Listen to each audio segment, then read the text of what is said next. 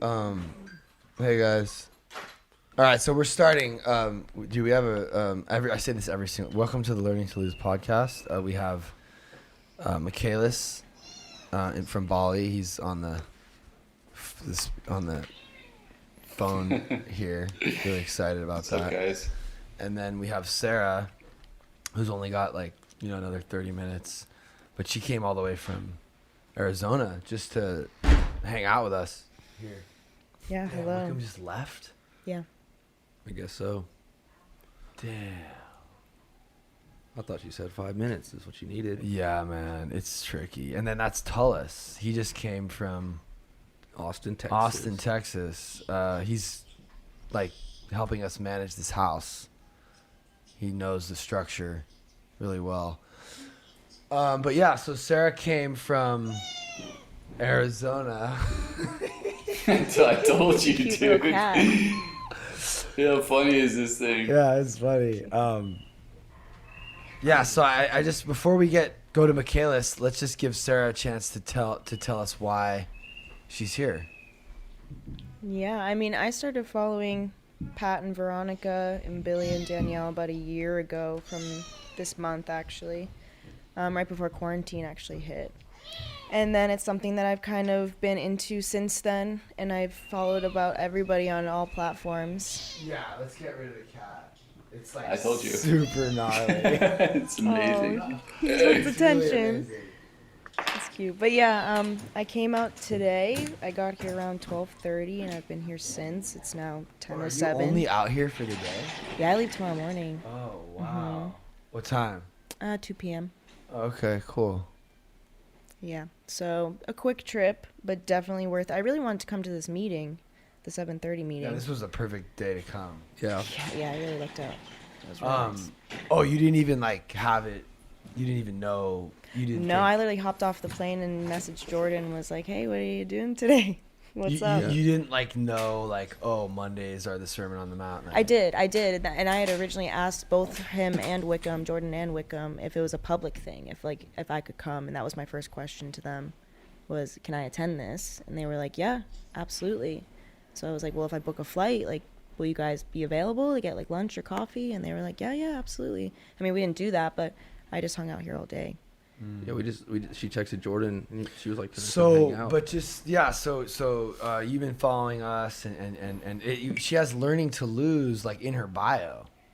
It's an amazing concept. It's in her bio. You're not it's in her giving it enough Instagram credit. bio. That doesn't really mean anything to Billy, but Michaelis, you understand that.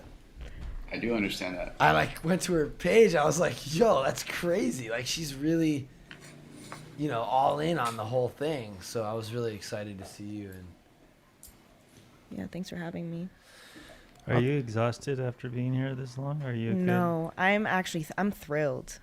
I think I'm so motivated about this learning to lose thing is because it's the first thing I've come across where I'm like, I want to get involved.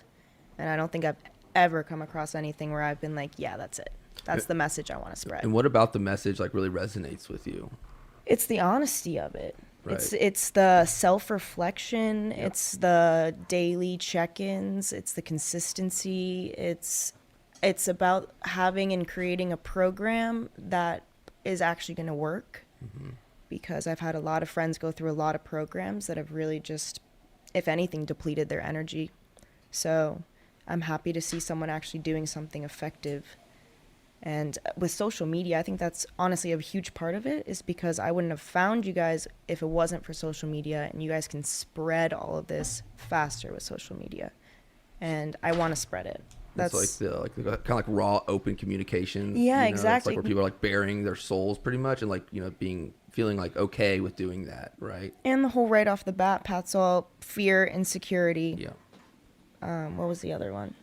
I forget what it was. But just Admitting admitting that you can be hurt, that we're hurting, that people yeah, hurt exactly, us. to be vulnerable. And nobody is willing to do that these days. Nobody wants to get honest with themselves. They want to get honest with other people about what other people are doing, but they don't ever want to reflect it back on themselves and break down why they're doing what they're doing. They just want to do it for other people. And so you can't really help other people unless you've already broken down yourself. So I feel like that's what drew me in, is because you were so mentally tapped in. Veronica was so mentally tapped in. I could just tell by the language that you were using that it was something I wanted to get involved with, for sure. Cool. We're glad you're here. Thanks. And Are you so? Where are you? Are you sleeping here in the house, or? No, my friend from West Hollywood has been so gracious to let me stay. Oh, and they're gonna come get you in a half hour. Jordan's gonna drive me back. Oh. Cool. Yeah. so can you see Billy? I can. Well, I can see something that could be Billy. Like, Oh, now I can see Billy. Yeah. Yeah, there's like a thing. There you go. so Yeah, he's got that lean on. Well, it's just been awesome seeing like that, like the message that like is we're like, you know, Yeah, that we're that's giving good. out here is like is impacting people and like really resonating with someone, like, you know. Yeah. That's just makes it, Here's it's encouraging proof. for We have me. I'm proof sure right it's in front of encouraging us. for Pat and Billy. yeah, and it's all of weird us. how like everything's sort of coming together on God's time, and everything's like, it's really crazy. It's really, really crazy. Prosser, Michaelis, you showing up, like Woody kind of falling out of the fucking TikTok sky, like watching these guys 24 hours a day. The clients, like, it's really, really, really wild. You know what's impressed the fuck out of me though, out of all the stuff, is the way you've treated and acted and are getting somewhere with Caleb. Because you could have, any other place would have just kicked him out. No Yeah. money, you're out of here, right? Well, I mean, yeah, we have 20 beds. But the thing is, like- he was like a pathological liar. Or yeah, but you something, could just, I don't know. I feel like I've seen enough. He's not entitled. You know how, like, if you see that entitlement with like, you know, Yeah. he doesn't have, he's like just kind of wants to be a part. He's feeling so, Well, the thing is, he is like grabbing on and he's stepping up, Yeah. and it's really neat to see. I could just tell that he would be like a good house Dude, person. he literally just came up to me like after like writing all his words and doing all his stories. Like, Tullis, is there anything I can do for you? Yeah, so It's he like, came, dude, like that's like he came into and the it was house. honest. You know, it was honest and from like a pure intent. Like, you know, he wasn't trying to like manipulate me or like get like, you know, kudos or doing it. It was like I think he felt genuine and is like offering service to me. Yeah, I mean, so- that's what. And when he really came into the impressed me. house, when he came in, he was on that tip, and I could tell he was like a dude that had a lot of energy and a lot of like love to give, and someone who was willing and not honest, but like not entitled. And I think I'm just learning, but I feel like you can kind of tell. I feel like when someone comes in, you can kind of tell like if they're gonna be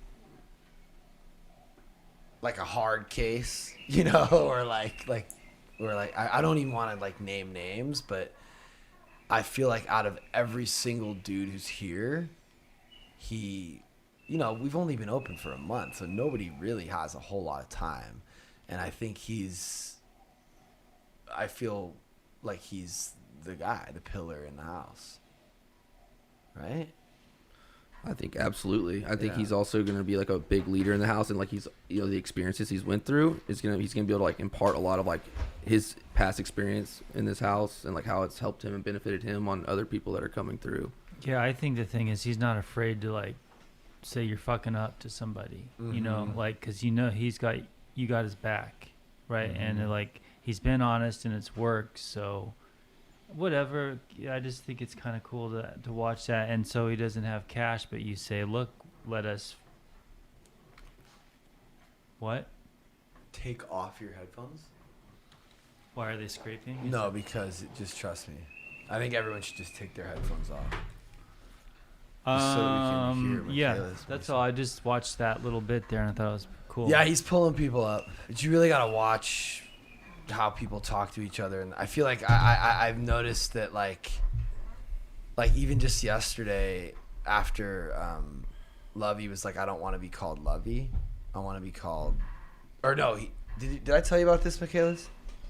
No, but I remember like coming in just after, like I guess you guys were dealing with him, and his family member was saying something about it. Yeah, so Lovey is his not his real name, and Louis is his real name, and after we sort of finished family group, everyone in the house started like telling him he should do this and he was like, I'm leaving, because people are like can be mean in the house to each other, and then they can get blown out just from what other people are saying to them. So I'm like, we got to really make sure that we're cultivating a certain kind of energy, like loving energy, so that they're not all like shitting on each other. And Yeah, but like, you know, like, what we do here is like we called group, right? When we found out that like people were ganging up on someone that was in a vulnerable spot, and like we called out those guys that were doing that and made them be aware, like, you know, you need to have compassion and like love and care for your fellow alcoholic, or at least respect. and respect too. And like, we know, like, it's not their place to decide like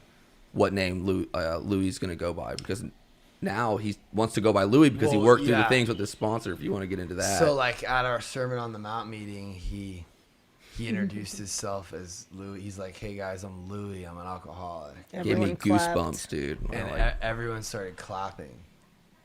That's cool. yeah, Just because, you know, That's really cool. it's a huge surrender that he made on his own. Well, he needs that too. And I just feel like there are two different ways to like approach these kids. It's like you can tell them what's up, give them the chance, and see what they do with it. See if they come to that conclusion and that surrender on their own without like forcing it. Like I feel like there's certain sober livings that I feel like might have been like, oh, that's not your real name. Well, we're gonna make you start saying your real name. we can, like, you know, he comes down, threatens to leave, and wants his phone, and they probably just would be like, okay, here's your phone. You know, if you can get a ride, you can get a ride. Right. And like, also, like, I had to talk to him for 30 minutes during family group to try to convince him to stay and hug him, and just, he's got the fear of abandonment thing. So I was like, dude, you're welcome here. We want you here. We love you. I don't know. a lot of people don't just- have that environment. seeing Yeah. things like that is like why I came to work here. Yeah. Like, that's like the inspiration. But we also get to be tough. You were hugging on him. oh Yeah, I yeah, hug him all the time. Just because I know he needs it. Yeah, but you can be tough and you can still, you know, give that person the reassurance that you're going to still be here tomorrow and you're still Yeah. going to want to help them tomorrow. And just because y'all have one bad moment, it'll be fine. Yeah. Yeah. Have you been talking to Caleb, Michaelis? I mean, a little bit here and there, mostly just in groups lately. But Is he he, seems to be doing all right. is he calling you, or what do you think about Caleb? It's hard to tell yet. I mean, he's still, again, everything is so new and fresh, and I know that it takes a little bit of time for people to actually show up, you know, and even That's when they the make some thing. big surrenders in the beginning, like, we have to be a little bit patient, you know? Greg, will you make sure that Caleb put my snakes back? So can you Yes. just give me the rundown on how Michaelis is involved now? And So Michaelis, Michaelis was my sponsor 10 years ago, and Chris is sponsor, and I remember kind of seeing him at the house a few times. This other sober living, we're kind of starting to go by this other sober living that we went to. That's I gathered that. yeah. I just feel like it's a little bit cleaner. That's cool. Yeah. wait, Michaelis was also in Liberty House. Yeah, actually, Larry. Oh my was- God, what'd you say? Larry was his sponsor. Just joking. Like he was like, Wait, I didn't hear what he said. well, we were just talking about saying this the other sober living, and then you just straight up said Liberty Oh, House. I just screwed up. Is that what you're saying? It's fine. Nah, I'm just dude. playing with you. No, nobody. This isn't. Right now, we're not really I was there in 99. 99. Yeah, and Larry was his sponsor, the owner of the house. Yeah. I Okay. mean, he was deep in it, and since then, well, now he's I don't know. He's a part of the groups. Yeah, it's Michaelis is a part of the groups. You can't. Yeah, you don't have to. We're not going to. We're done. So, Michaelis is doing 3 book studies a week here at Graceland on Zoom. Mm-hmm. He's actually going to be taking Tim through the book, which is really, really insane. That's what. Why? Why does Tim wants to? I don't know. Maybe you could answer this, Michaelis. Oh, yeah, I mean, we had an intervention on him, I guess, yesterday, right? Was that yesterday or 2 days ago? I don't know. My days are kind of melting together. But, And, but wait a minute. Why now? you know, Why did you intervene now? Did he get? Wait, you don't know about this? No. Okay, so we had a big intervention on him okay. yesterday. All my friends have been noticing that He's slipping. Yeah. So we all came together and Michaelis hosted the intervention on Zoom. Okay, sorry to cut you off, Michaelis. Okay. No, it's all good. So, I mean, we got to the point where, he's saying he's willing to not drink again. And then, we added, of course, like drugs to the stipulation. And I was just like, okay, cool. Well, that's a nice commitment, but how are you going to do that, basically? And so we got him to commit to doing the 12-step stuff. And then I guess you guys actually were the ones who decided that you wanted me to be the person to take him through the work. So that's kind of how it came to be. Wait a minute. Tim said he's not going to drink. Or use until he finishes the steps with Michaelis. That's the commitment. Oh. So he's got to finish the book, but he's got to also like work the book. Oh, he's like sober. the book is supposed to be worked. He's sober. And he's going to be sober or else we're not fucking with him. You mean like production? None of us are. I like everything. What you mean partner? Yeah, all of it. I mean, Friends, all that stuff. yeah, it's hard to, yeah. I mean, something has to change. Okay. That's so, Man, there's never a dull moment around here, is there? dude, it was gnarly. It was really gnarly. It was actually really nice, though. It was a really loving group, and it was cool. Yeah. Well, I mean, they care about him. That's why they're doing it, right? But still. Yeah. Yeah, it was awesome. Yeah, it was funny. I can't wait to start editing this thing because Tim sits down and goes, all right, guys, so, like, I get it. I'm here. Like, I'm going to stop. So, like, let me just say a saw couple that. things. And then, what? I saw that. You saw Yeah, he was basically like, you guys can skip. We don't need to hear from like all these stories. It's all good. I'm ready. But then- basically like but not then- giving anyone an opportunity to talk. It was amazing. But then Chris jumped in, Chris Saavedra, and was like, Tim, you're not directing your own intervention. Chris was tough, dude. Yeah, I'm so glad that I had Chris. And today I was on the phone with Chris for a long time because, like, last night he just showed up at my house with a girl. Like, everything was fine. Like, there was nothing wrong. And I was like, there was just something kind of off about that. And I think Veronica's kind of like, I mean, I don't know. Like, what do you think about that? He just, like, was hanging out. He just basically stayed at my house after the intervention, hung out all day, invited a girl over, and just chilled and ate Erewhon and, like, gummy bears all night and watched a movie with Veronica on the couch and this girl. Doesn't Yeah. sound too bad. I mean, has he gone to a meeting? He hasn't called me. No. Can I ask you a question now? Hold on a second. Okay. He came to the meeting tonight, but he seemed like really dismissive, in my opinion, of kind of like the whole thing, and like kind of like made like these like comments about like resentments and whatnot. And then like that guy kind of the guy with the gauges in his ear made a comment about Paul?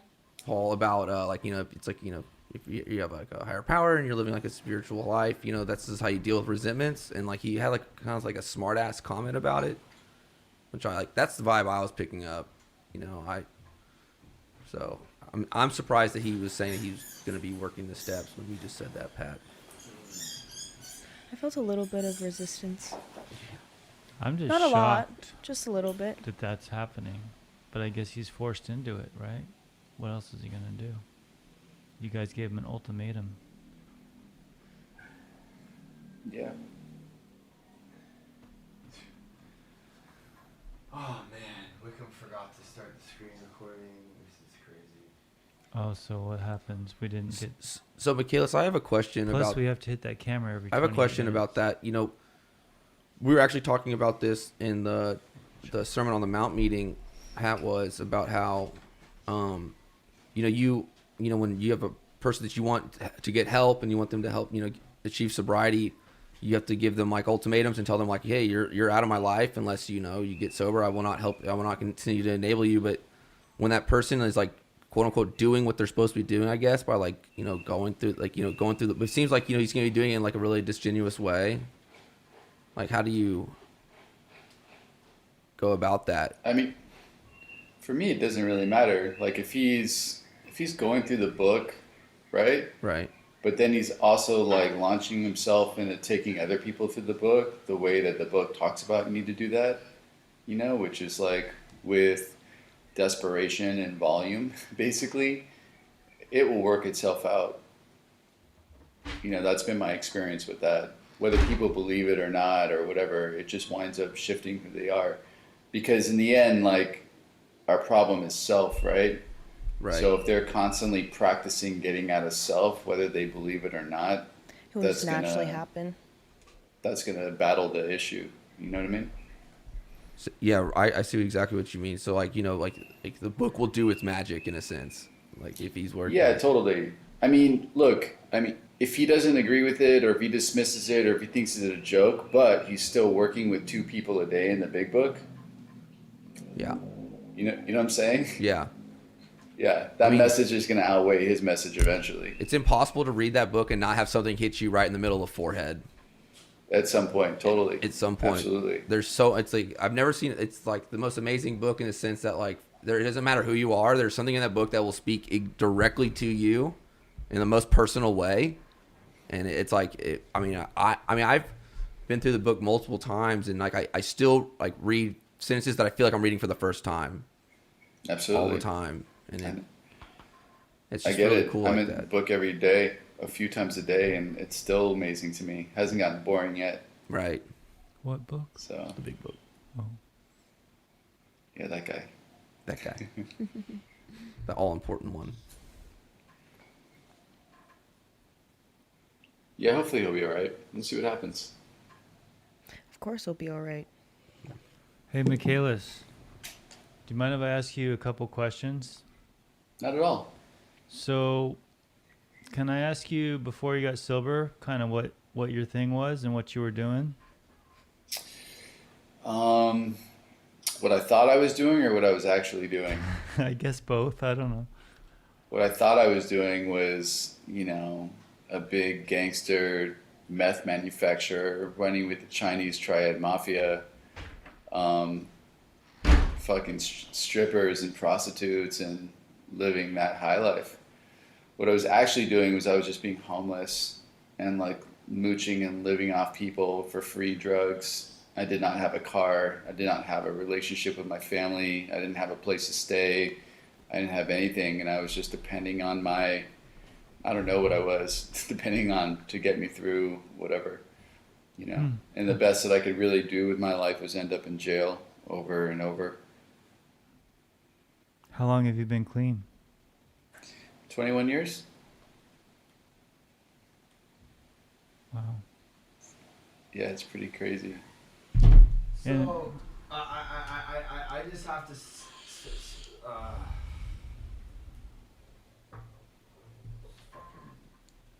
I tried to get up for a second, do something. Sorry, I don't want to give it up. What were you guys talking about? I was asking pre-sobriety. I'm just, I don't really know Michaelis. I haven't had a chance to really sit down and talk to him like everyone else. So I'm just a little curious about who he is and where he comes from. Ask away. I did. It was pretty cool. Yeah. Especially all the Asian triad. I forget Mafia what weird stuff. Yeah. It sounds fun. Yeah. Did you? Yeah, it was interesting times. Were you carrying a gun, or was it? No, I wasn't carrying guns. They were carrying guns, but So you I was were never a gun. involved with these people, but you just weren't like as involved as you wanted to be or thought you were. I mean, yes, I guess so. I lived with them, so I was that involved, but I mean, I wasn't the muscle of the group, Mm-hmm. Yeah, although I thought I was in my mind, but I really, I wasn't. But all that kind of like idea of being the muscle of anything just goes back to like stuff with my father, where my father had a very like physically dominating prowess, and when he walked into a room, everyone was kind of like afraid of him, and I always wanted validation from him or him to respect me or love me, and so I thought by acting like that person, that would be a path because I couldn't get it any other way. So I really tried to become that person in any way that I thought possible. Well, you look like But that again, person to me, but I can relate with you. My dad was a bodybuilder. He actually used to work out with Arnold. Oh, cool. Yeah, and he's like one of those people that walks in the room and everyone goes like, "Oh," and I'm like, I inherited the like skinny Italian Sicilian genetics, and I never could like put on muscle or anything like him. But I kind of always still even fantasize about being just that fucking tough, badass motherfucker that walks in the room, and Yeah, it's a thing, especially when it's your dad, absolutely. I found out when I was 30 that my dad was an assassin for the Israeli army, and he was like undercover in America in his first few years. Like he was one of those guys that killed the first terrorist in that whole Munich thing, So Whoa. he was a really... on the Learning to Lose podcast. Wow, this is like fiction. This is reality's better than fiction. It's crazy, right? Yeah. It's really nuts. So you found that out when? When I was 30, my dad started, well, I mean, he was having nightmares a lot, like in general. And he started to see a therapist. And I guess this therapist basically told him to start writing it down. And so he got this idea to write a book. And how I found out was one day he's like, here, Michaelis, here's the first chapter of my book. You read it. And I was like, okay. And I read it and I was like, oh shit, So basically that's how it was broken down to me, which really tied everything together because at that time I had, like 8 years of sobriety and had worked in treatment and kind of had a somewhat of a psychological background. So it made me understand like why he was so emotionally shut off, especially having a double life and keeping all that from on top of the killing itself. You know what I mean? So it allowed me to have a lot of forgiveness and understanding for him and let go of a lot of resentment actually. Wow, that's amazing. Yeah, it was cool. So you're good with it now? Yeah, totally. I'm good. My family doesn't really talk to me for other reasons, but I'm good with them. I love them, Oh. I'm just trying to, now that she's gone, I'm trying to use this mic. See if you guys can hear him now.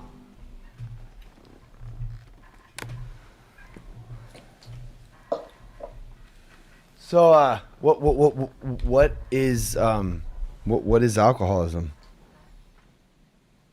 Who are you asking? You, bro. Alcoholism and drug addiction are the same thing, and they're basically just a threefold disease of the body, mind, and spirit. Basically, what makes an alcoholic first is the physical allergy, which means that if you put drugs or alcohol in your body, you can't necessarily control what's going to happen next.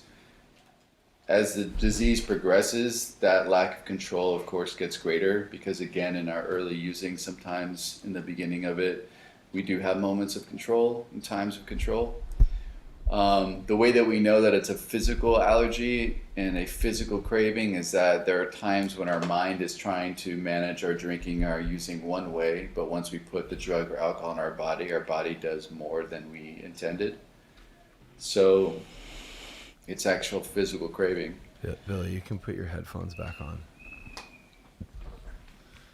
And that's really what defines alcoholism at the start. The second part of alcoholism is the mind stuff, and that's the mental obsession. The mental obsession is not necessarily thinking about drinking and using all the time, because not everyone can relate to that. I couldn't relate to that because I was drinking and using all the time, so I didn't have to think about it. But it's the ability to believe a lie. And the lie that I believe in the end is that I do not have the physical allergy. Now, as the mental obsession pertains to alcoholism, it's strictly around drugs and alcohol, but the mental obsession in and of itself is not alcoholic. It's a human condition. Everyone believes lies. Everyone writes stories in their heads. Everyone has a different perception than everyone else of certain things, And then there's the spiritual malady, which is not also only for alcoholics. The spiritual malady is basically the anger, the worry, the doubt, the anxiety, the depression, the fear, the feeling lost, the feeling alone, the feeling hopeless, the being in a room full of people and feeling totally alone. And that's what all human beings get to feel. But the thing with alcoholics is that those feelings are taken by the mental obsession and used to justify why we pick up and use. And then all of a sudden we start that cycle again where we're locked in the powerlessness of the physical allergy. So that's basically alcoholism. So when we aren't drinking, the allergy is not active. Which is why, like, dudes can, like, put down alcohol and drugs for a period of time and never pick up, and all is good. And it's only until their brain lies to them, tells them that it's okay, that they start that whole process again. That's why there's that story in the big book of the guy who stayed sober 25 years on his own, you know, because he started to see that alcohol was getting in the way of his work. And he was like, yo, I want to be successful. And his drive for success was bigger at the time than his drive for alcohol, and he put it down. But he picked up after 25 years in a successful business career. And it's funny because how they describe it is, out came the bottle and the carpet slippers, which really lets you know that his social life and the kind of person he was during that dry time was not the most amazing social person. It doesn't say he goes on a trip with his family or he, you know, spends his money on his grandchildren. It literally talks about a dude who's picking up a bottle and isolating in his home. And he was dead within 4 years. And that was the story, because he just started off where he left off. Yeah, I think, Makes sense? Yeah, that like really like where that hits home for me is like, you know, it really shows like how, you know, everything in his life fell apart in such a short amount of time. You know, he had a totally beautiful life and he let it all slip away within 4 years. He was in the ground. Totally. Absolutely.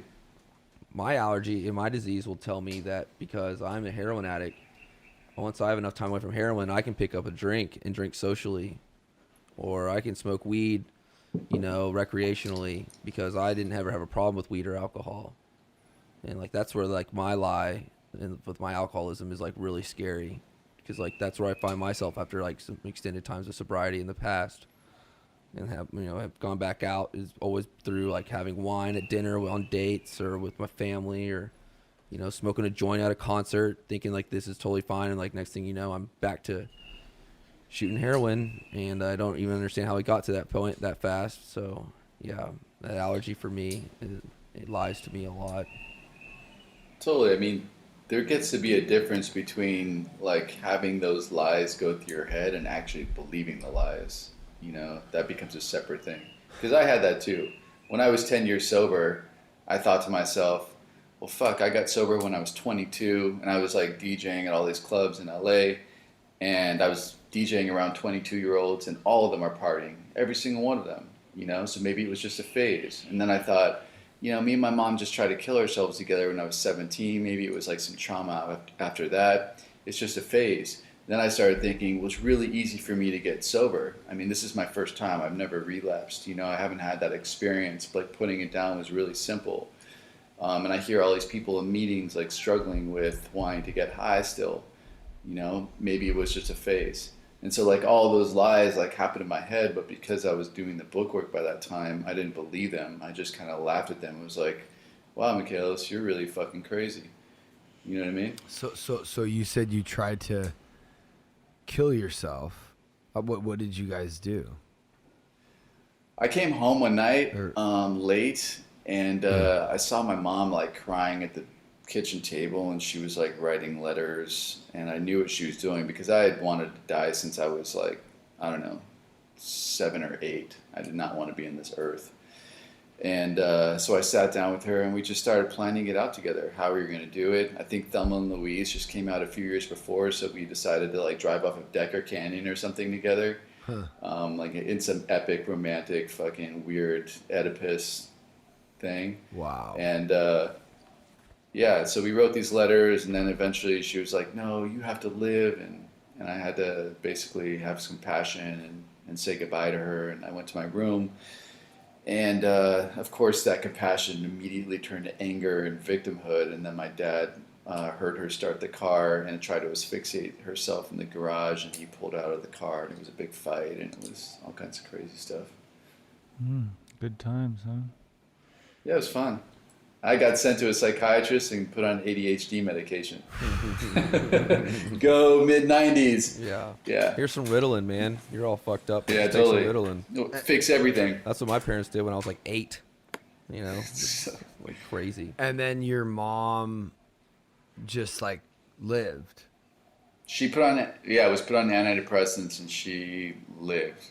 I guess. Yeah, she lived. She's alive. Was your mom, or is your mom, an addict or an alcoholic? That was the interesting question. I used to always think that she was, because, I mean, she used to drink a lot, actually, and she used to become inappropriate drinking. But she went the Al-Anon route, sort of. And what I mean by sort of is, you know, what she kind of told me is that in Al-Anon, the steps are more of a suggestion, not something that you really have to do, which to me sounds like the craziest, most dumbest thing I've ever heard. But yeah, so she got involved in Al-Anon, and that was it. I'm not really sure. Of course, it's a self-diagnosed disease, so she's got to figure that out for herself. Don't they say that in AA too, though?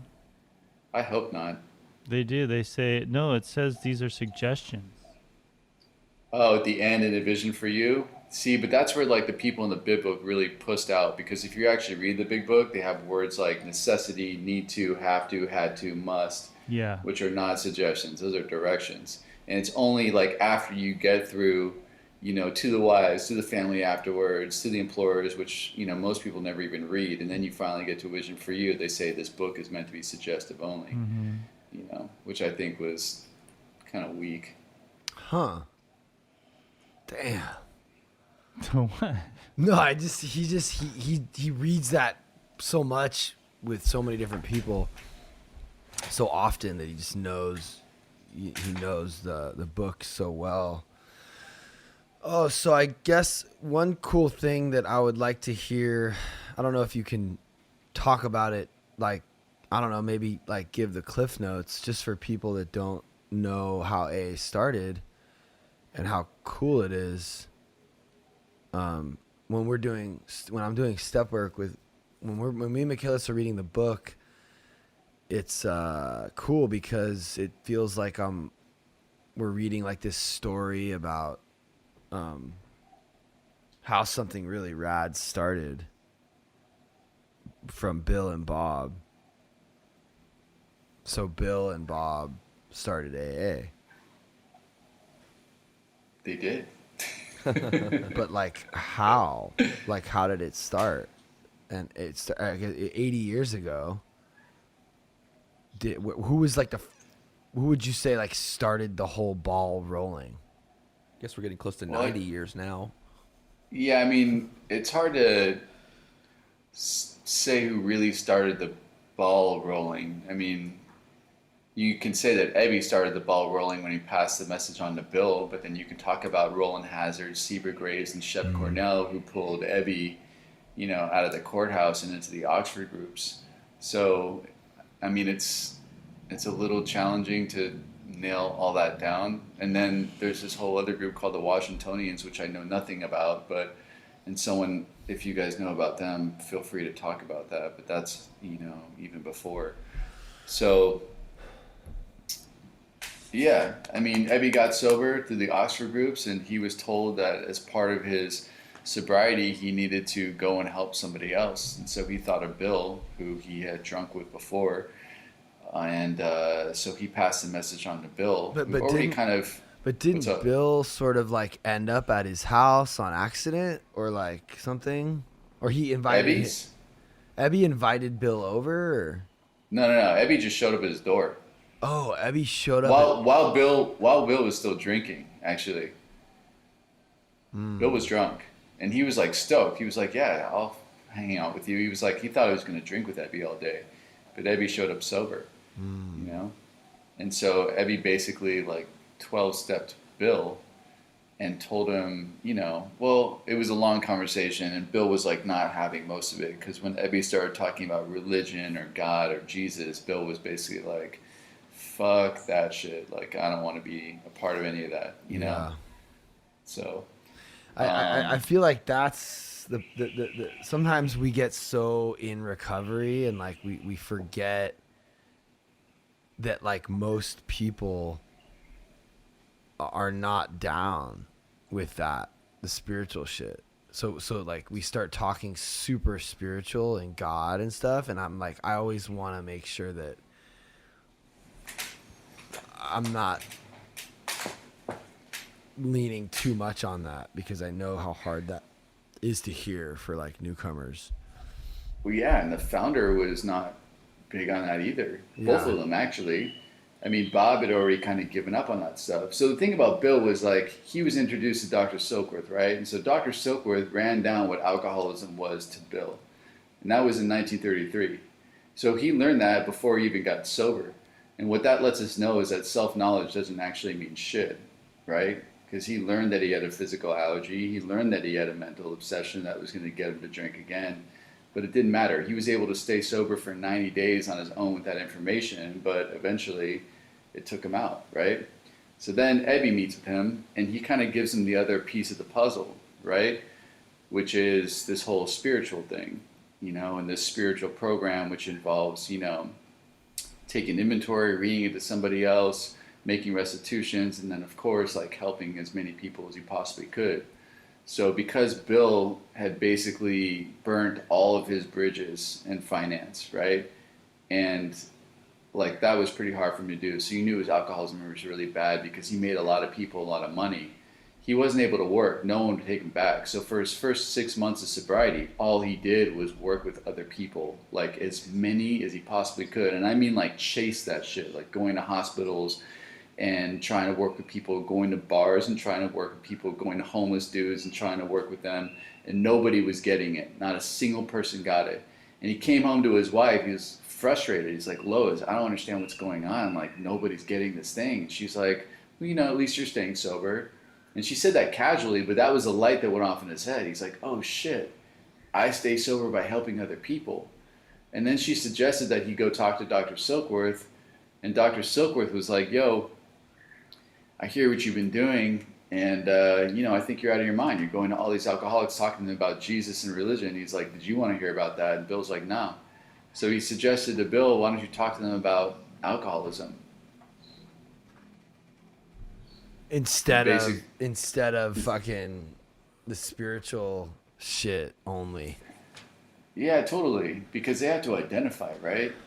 And I think the spiritual thing is such a hang up for people because of like their past experiences in childhood, especially like growing up in like, either like super religious homes or like, they believe they're like too educated for spiritual like awakening. Yeah. Is there like a house bird?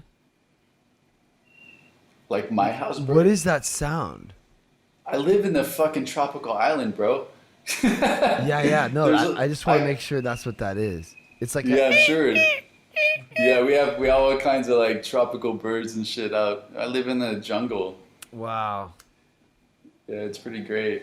Yeah, that's rad. I mean, when I'm out in the, places like that, there's definitely a lot of crazy sounds like that.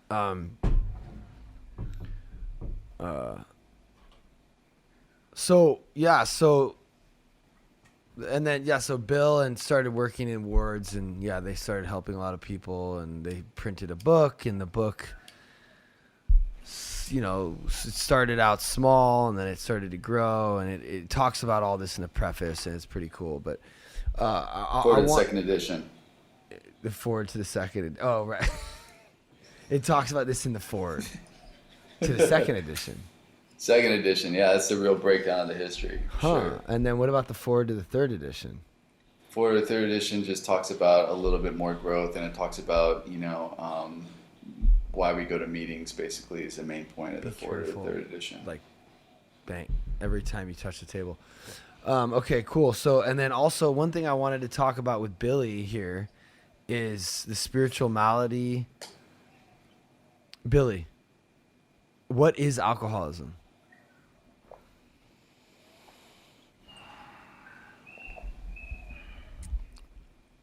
Well, to me, in my head, Can you see Billy? I can.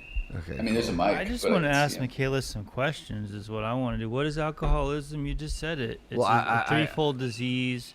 Thought It's an you already- obsession of the mind, allergy of the body, spiritual malady, mental obsession, something like that. Thought you already asked him questions. No, I got questions, but they don't really pertain to like the big book so much. That's okay. Yeah, like Did okay. you- Well, here. I'll tell you what the solution for alcoholism is, in my opinion, from my experience, is it's just God dependence. But then you mentioned how God is like it's a tough nut to swallow, as Bill would say. I mean, as whatever the fuck his name would say. It's like, and I know when I came in here, and I was trying to think when you said that. Am I talking too loud? No, you're just right in the mic. Because this is serious shit right here. I'm asking. Like, He's on the edge of his seat, man. I gotta- love Alright. it. You just gotta Because- be. You just gotta be consistent. You know what I mean? Like, Okay, I'm gonna try to be consistent here and calm down a little bit.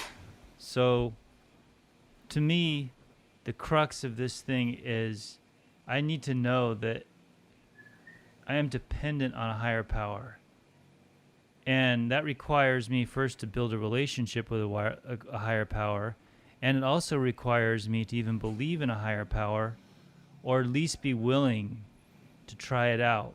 Yeah. And all of us are not really coming from higher power places, I don't think. But the weird dichotomy and what is the word? I'm gonna sit here. The irony here is that's what it comes down to, because self-knowledge avails us nothing, right? And head knowledge seems to get in my way. And this is like an experiential solution.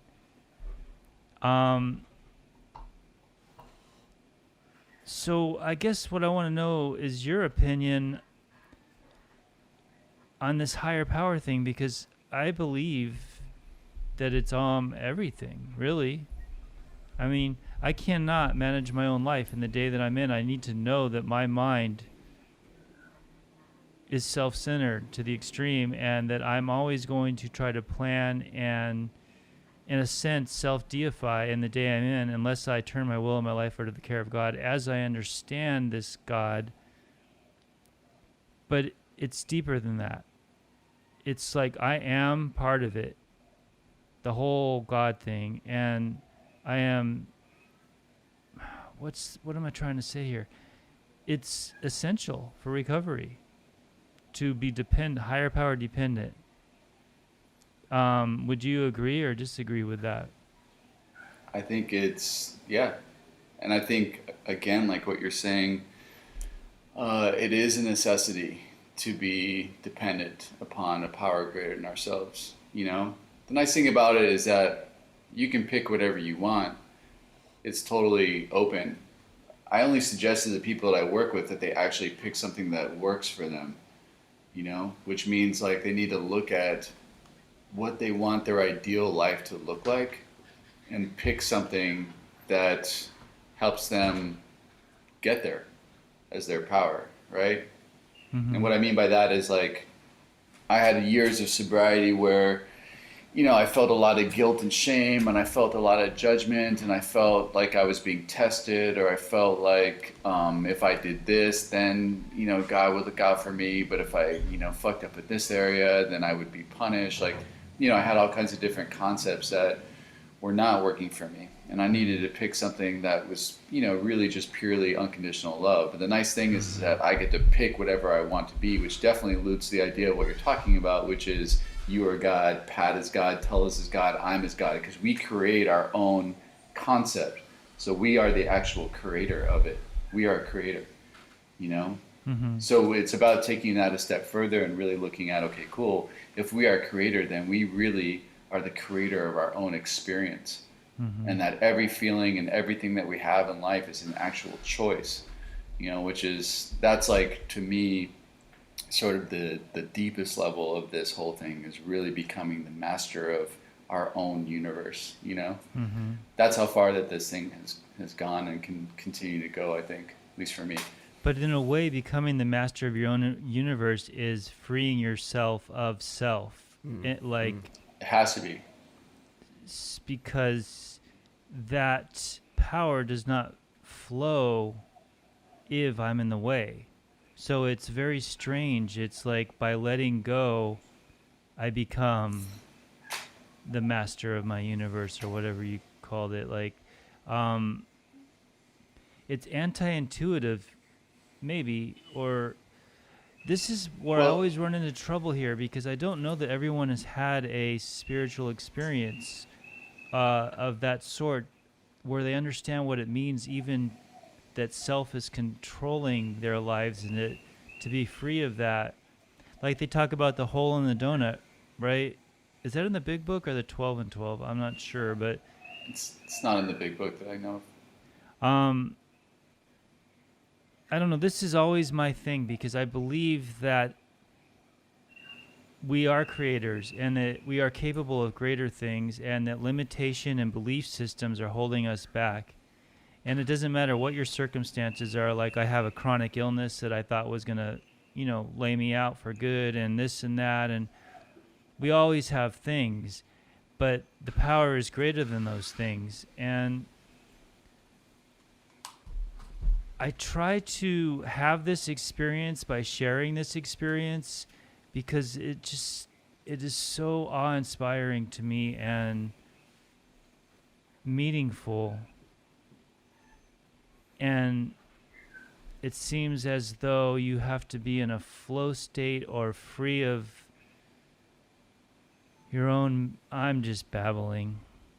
No, I totally understand, and I agree with you. I think like the absence of self is the key, and I think the challenge is that, most people are living in the human experience rather than the spiritual experience. And the human experience is really distracting. It's distracting with all kinds of wants and desires and status and, pride-based stuff, and it's supported too by all the people around you.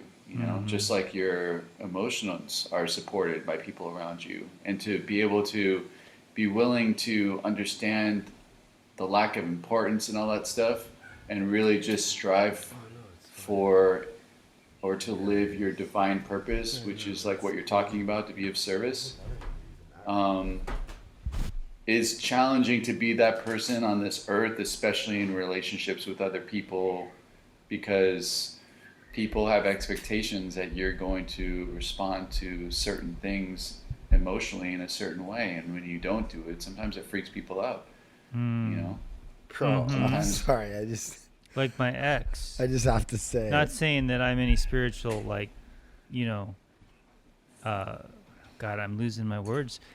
But I know what you're saying. Like, maybe, I wouldn't, if my little girl fell down and hurt her knee or something, I wouldn't flip out.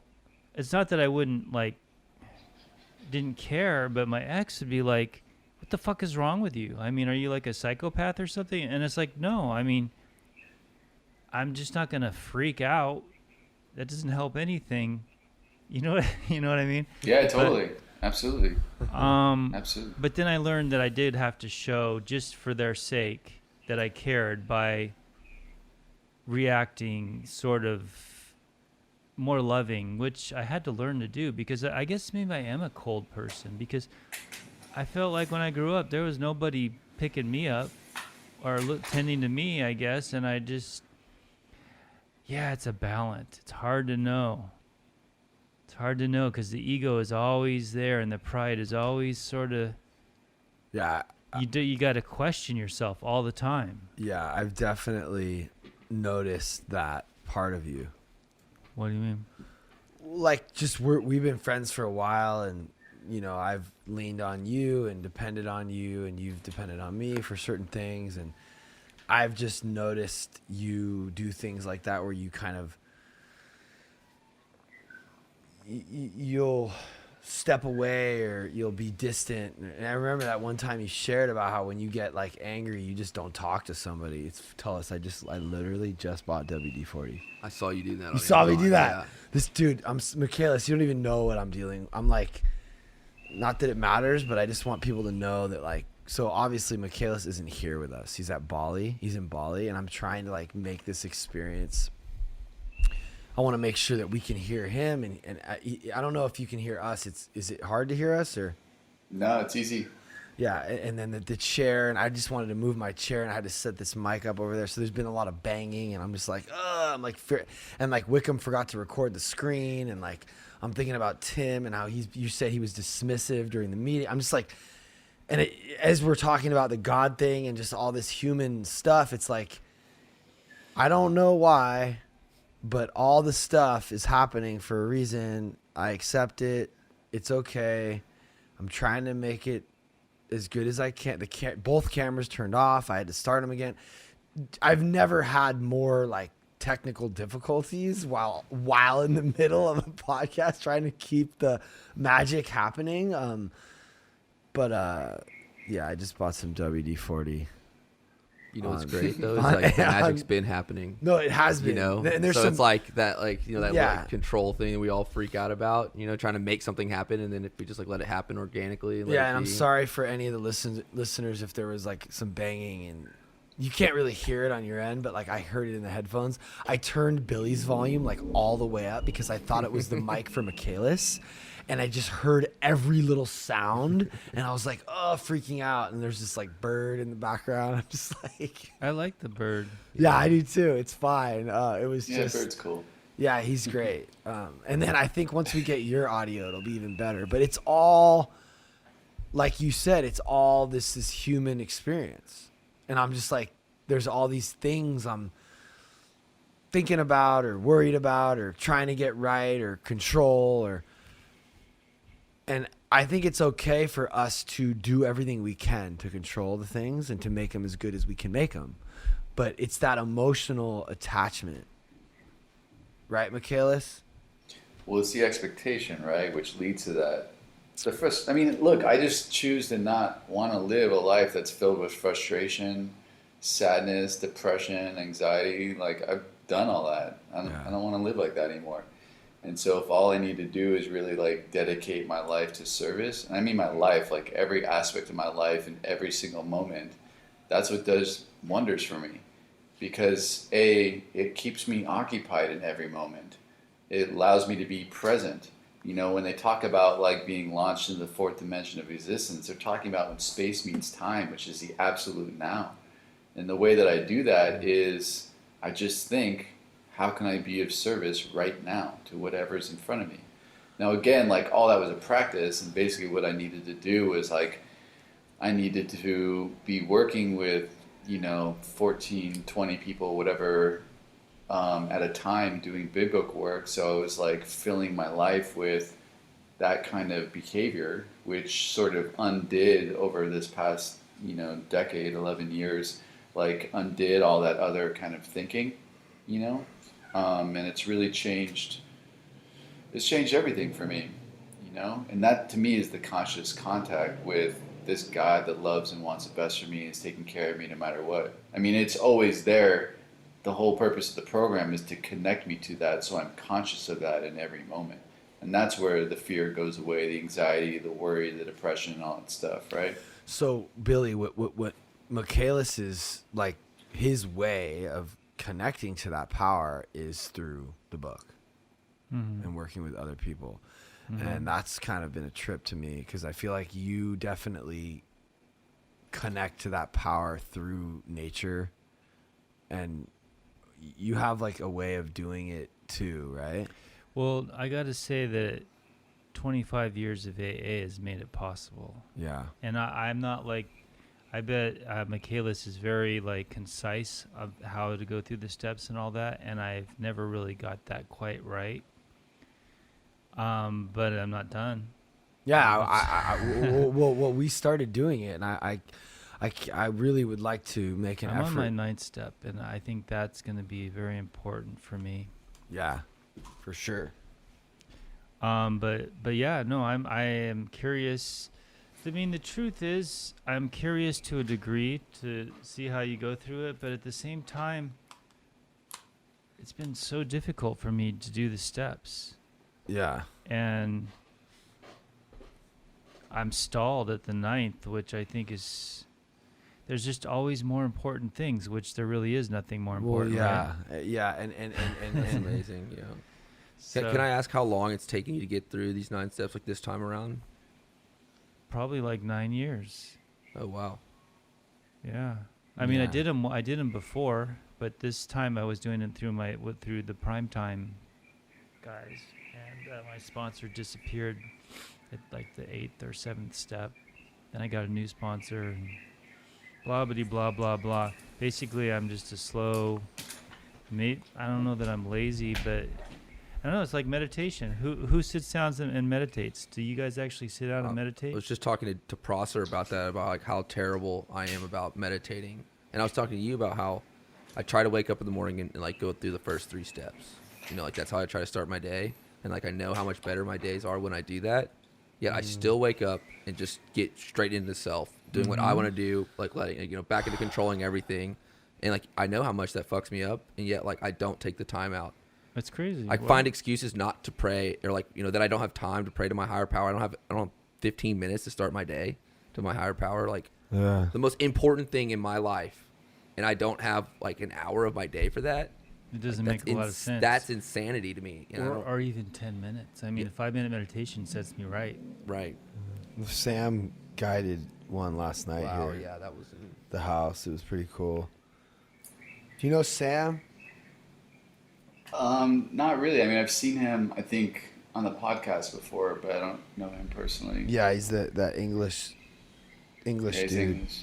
And he did a guided meditation for the house. We're gonna try to see if he can do that once a week. It was really I pray cool. and meditate. I What? think it's awesome. I said I pray and meditate. You do? Do you actually like sit down, legs folded, breathe kind of meditation, or is it more of a walking, talking, or both? Or My prayer is more of a walking, talking, praying all day kind of prayer thing. Like, and then my meditation is, I mean, I don't know if my legs are folded every time, but it's a sitting for sure. And sometimes it's. Go ahead. I was just saying, are you focusing are you doing like breathing exercises and stuff? I do it differently. Like, it depends. I've been doing like a Balinese style where like there's some series of prayers in the very beginning, and then a lot of it's just mantra. So I guess it would be Vedic or transcendental meditation. So let me just ask you real quick. So I was talking to my therapist about this whole Tim thing. I just want to kind of get some feedback from you guys. Like, I'm pretty sure that I need to not have like an emotional response to whether or not he does or doesn't do this. This is true. Yeah. So that's going to be a challenge for me, you know? Can I If ask, you like, say so. Can I ask like where like that emotion, like where is that emotion like is like residing? Like why what is like what's hurting you about that or like upsetting you? Well, just seeing him here tonight, like kind of restless and like just like almost like combative in a way. Mm-hmm. well, my take is he doesn't want to. You guys have No, forced right. him. You gave him an ultimatum: do this or go. So he's got to. Yeah. So why would he want to? You know. It's just like I see this like ego and it's I mean it and this like he's so tricky. He's so tricky with it. Yeah, but you also see a guy that like is not drinking, using right now, but also has no program whatsoever in his first day and a half. Michaelis, So- you've known Pat for a long time, and you know about Tim. What do you think? You think that Tim's actually gonna go for this? I have no idea. Who knows? Yeah, it's hard to say. I've learned not to make any presumptions about people and their willingness or what they. I don't really know either, but I just don't really think like I already know where you're going with this, Billy. Like you just have a very pessimistic and I do, negative but outlook on especially things. somebody who doesn't want to. I mean, don't you need to want to get sober? I didn't I want mean, to. I hope he does, or maybe he doesn't have to get sober. Maybe he just has to. Who told you he doesn't want to? I just can't believe that he does. Right. Did he say he wants to? Yeah. Really? Yeah. I I mean, mean, he's sober. like, he thinks wait, it's wait, gonna wait. be like amazing. So he says that, like, yeah, it's a problem. I do want to try something different. Yeah. Well, shit, maybe. I wasn't there for all that. I just know Tim, who likes to party and doesn't seem to think he really has a problem. Yeah. So No, he really wants to get sober. He's not super stoked about the 12-step thing, but like he said he's gonna do it. And Did he give you reasons for why he wanted to get sober, or was it like because he just wants you because guys he back feels in his life? he feels better sober, and he can, and he thinks it'll be good for him, and it'll be healthy, and I don't know. I never believe anyone's going to get sober. So that's the deal, because it was so hard for me. I can't even believe it happened. I can't even believe it's still happening. So I just don't have a lot of faith that people are going to do it. At least not on the first try or the first 500 tries, but eventually maybe. I don't know. I'm sorry. Don't be sorry. So yeah, I guess we'll just have to go. I'll just have to start doing day by day and see what happens. I don't know. I don't really know what to do, you know? Well, You don't have to do anything. Like everything was done. You know? Yeah.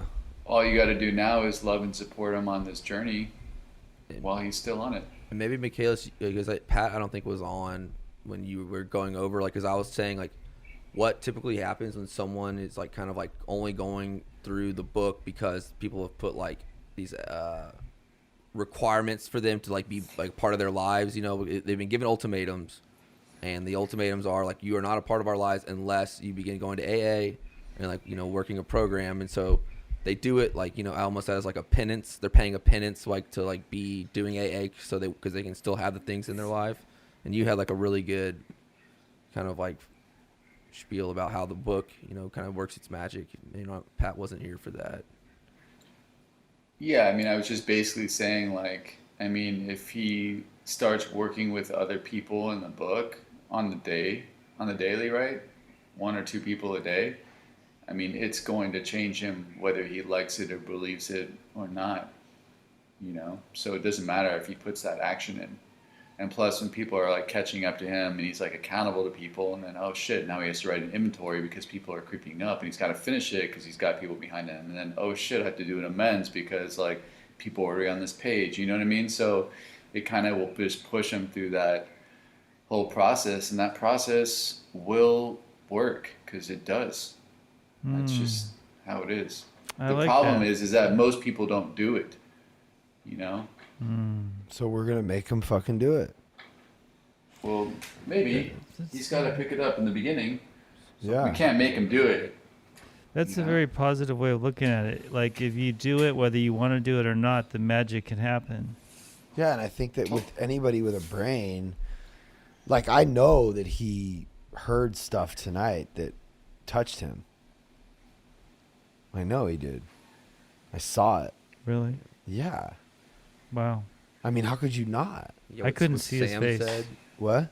what Sam said about like, you Yeah. know, like you build this beautiful Lego for your daughter and then your daughter just comes in and destroys it. And it's just like the people in our lives that like, that's the only way they know how to be a part of our lives is just to wreck shit. Yeah, Sam said something Like, about mind blown. I was just like, oh, fuck. That was a good one. Yeah, that was really awesome. I wanna Can I say listen to something this quickly? meeting again. yeah. Sorry. Like, there's logic behind, like, my optimistic attitude. It's not just like hippie optimism. Like, the reason why it will work is that if he's around another alcoholic or more than one on the daily, taking them through the book, then he's not going to be getting high because he's not putting himself in a position where he's putting drugs or alcohol in his body. He's actually staying physically sober because he's around other 12-step people in recovery.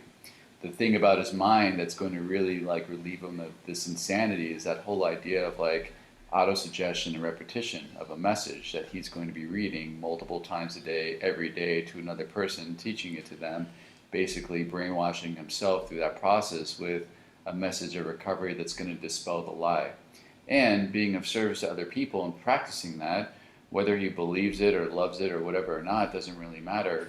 When he's doing the actions of trying to serve people, that means it's going to be taking him out of that idea of self. And all of our defects of character are basically rooted in self anyway, so it's going to counter that as well. Is it going to happen in a month? Definitely not. But, of course, the more you practice something, the more consistent you are with anything, that's where the shift happens. And that's where we actually have that spiritual experience or God-powered personality change, right? So do we check in with him? Do I ask him, do we push him to call you? When do we I check don't think in? that you need to do that. I mean, I think that like what's happened is, everything was really clearly laid out. He's getting his book from Amazon. When he gets it, hopefully he'll call me. And it's up to him to basically do it. I mean, you guys are not his babysitters or his caretakers or any of that stuff like that. I think calling him and checking on him, not checking up on him, and just seeing how he's doing and loving him and being supportive through this process is important because you're his friends and you care about him. Because he has someone in the house who this new kid in the house, this kid Carter, is like someone he could potentially be taking through the book. Cool. And he Awesome. has like a vested, like he cares about this kid and like he wants to help this kid, and he's like I think it's his god brother. His family brought him here, and Tim's like super thankful. He's like, you're saving this kid's life, and like, thank you so much, and this is like the best thing ever. And I'm like, now I'm starting to think, wow, well, you actually could be a part of this kid's recovery too. That's awesome. And it's like, I can't imagine him weaseling his way out of that. That's like, he has a way that he could directly help this kid and help himself and appease us. And it's like, God is really working in his life. And like you said, whether he wants to see it or not, like he might think, oh wait, I can't be the one taking him through this. And it's like, well, no, you're not the one making the decisions. You actually can, and you need to. Right. And look, I mean, a lot of people just need to understand that you can't fuck up the big book message because it's not your message. So of course you can take someone through it, A lot of people get caught up in this other stuff because of their warped perception of what a sponsor is. Being your life coach or your guide or your spiritual advisor or whatever. And like, we're not trying to do that. We're just trying to go through the work and work the program, and it's already laid out for us. That's it. So would it be a requirement for him to take someone else through the book as a part of this process? Like right away, or? Yeah, of course. Why wouldn't it be? It's the same thing for you. It would be the same thing for anybody.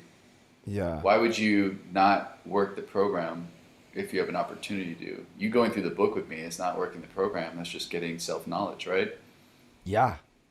How well did that work for Bill and everybody else? Right. So, yeah.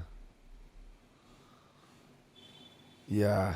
I mean, I really do think this could be really profound for him, and it's hard for me to not want to make sure that I'm doing everything in my power for it to happen. I understand that. I mean, that's literally what we did by calling this intervention. Totally. Absolutely. So Chris is going to check in with him at some point here. And I mean, did you hear all that about Carter? Carter's who? Just his god brother, family friend that's in the house now.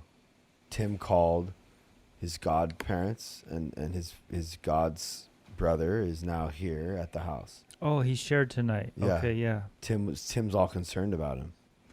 Oh, God brother. So he's kind of family, but not. No, like he's like really close. And this kid, this guy literally said today, like he's willing to stay here until we say it's time for him to leave. So like the amount of willingness like he is showing, and like the amount like of like, And like, he wants this a lot. and Michaelis is going to start going through the book with Tim and saying, Tim, you need to give this to someone right away. And he's the perfect guy, right? Carter. They can work Absolutely. together. Perfect. It's gonna be Because they're not like friends. I mean, is that a God thing or But- what? but, though? yeah. You know. I mean, because they're not like friends anymore. But like Carter does look up to Tim because they grew up together, and like he cares about this kid, and he wants to help this kid, and that's like this is a perfect example. First thing he Perfect. did when he walked in and asked how he was, wanted to go talk to him. Yeah, Tim did, you yeah. know? So now it's like, all right, fool. Like you thought it was just. See, that's the other thing is like I don't think that like he's very clear. Like it might sound like we were clear, Michaelis, but like he's still not even sure what he's supposed to be doing. You know, he's like, am I supposed to be going to meetings or like Are you talking about Tim or Carter? Tim? Okay. Yeah, Like- meetings are weird now. Does but yeah, does he have to go to meetings? I think so. Why not? Where's he going to find people to work with? How many meetings does he have to go to every week? Well, if he has to work with somebody every day, he probably has to go to one every day to try to find somebody in the beginning until he gets a stable of people that he's working with Yeah, well, that's not happening. right now. So suggest it to him. I don't even have his number, and he hasn't called me yet, so it's hard for me to make suggestions to him right now. But, you know, when we do wind up talking and when we do start going through the book, I mean, all that stuff is just going to come out through Maybe the you process can have- because it's how the program works, right? Maybe he can come do Zoom meetings with these guys at night or something. At least he'll be around other getting sober people, and they'll be doing a meeting and stuff. Because there's not really in-person meetings yet, is there? Yeah, there is. And there's also Zoom meetings he can do. I mean, I think he should definitely be going to the speaker meeting on Wednesdays for the Pacific group. You can zoom into that. The meeting's always hits hard. They get Right. great speakers every week, dude. Like dropping the knowledge on everyone. Wow. Well, I'll loop him in with you, and I mean, think we should have these guys zooming into that meeting. let's do it. Yeah, If let's implement that. Yeah, let's okay. do it. if you really want it, I went to meetings every day. Sam Yeah, went to I meetings know. every day. I mean, if you're willing, if you're really that desperate. I don't know what to do. Like, I feel like I need to just like I'm in such a fucking hard spot right now.